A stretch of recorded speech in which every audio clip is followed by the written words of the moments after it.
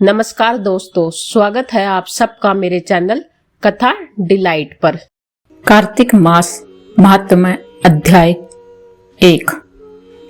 कार्तिक का महात्म्य सब प्रकार के दुखों का नाश करने वाले तथा सारी सृष्टि की पालना करने वाले श्री गणेश जी, ज्ञान की दाता श्री सरस्वती जी, सब पुराणों के कर्ता श्री व्यास जी तथा गुरुदेव के चरण कमलों में नमस्कार करके भगवान के श्रद्धा और भक्ति रास में डूबे हुए कार्तिक मास की कथा मैं कहती हूँ।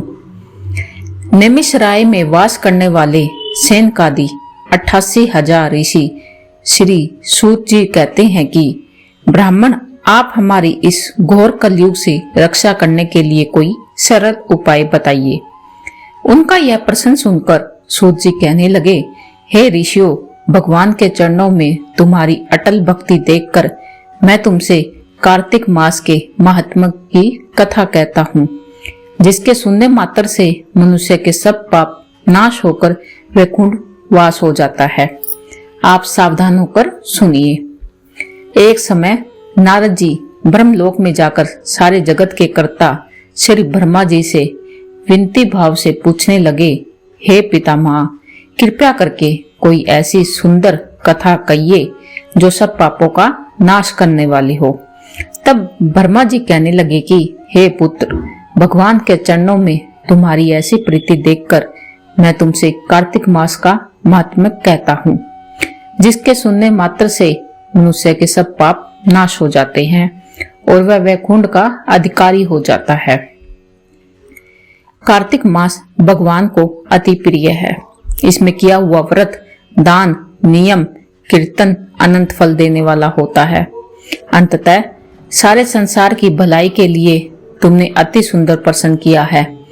मैं इस कथा को तुमसे कहता हूँ, तुम सावधान होकर इसकी विधि सुनो। व्रती मनुष्य प्रातःकाल ब्रह्म मुहूर्त यानी लगभग 4 बजे उठकर शौच आदि से निर्वित होकर 22 अंगुल लंबा सुगंधित वृक्ष का दातुन करे, परंतु श्राद्ध के दिन, सूर्य तथा चंद्र ग्रह के दिन, एक कम, अमावस, नवमी, छठ, एकादशी और रविवार को दातुन ना करे। जिस दिन दातुन ना करनी हो उस दिन पानी से 12 कुड़ले करके मुंह को खूब अच्छी तरह से साफ कर लेवें।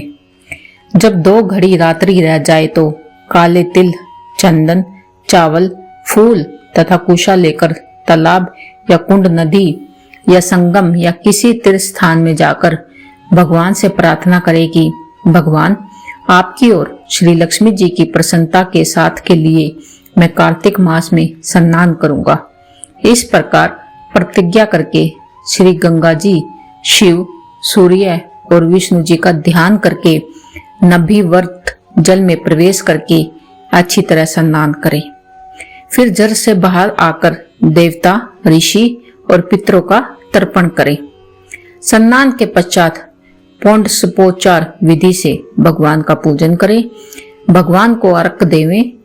प्रार्थना करें कि भगवान श्री राधा सहित मेरे इस अर्घ को ग्रहण करें।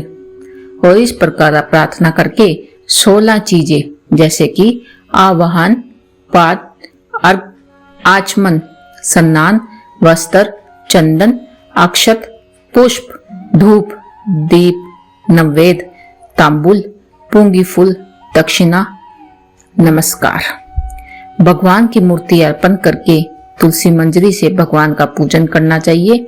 इसे पौधोपचार पूजन कहते हैं। हम अब अगली वीडियो में इसका अध्याय दूसरा सुनेंगे। धन्यवाद दोस्तों।